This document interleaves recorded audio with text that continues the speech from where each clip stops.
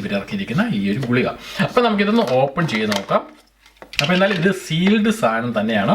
നമുക്കിതൊന്ന് സൈഡിൽ ഇതൊന്ന് കവറൊന്ന് ഓപ്പൺ ചെയ്യാം.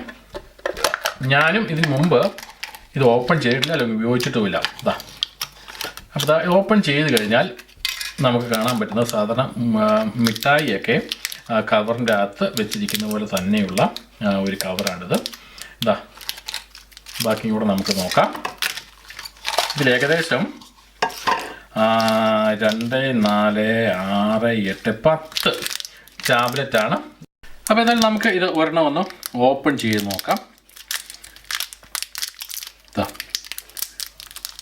ഓപ്പൺ ചെയ്ത് കഴിഞ്ഞാലും ഇതെങ്ങനെയാണ് സംഭവം.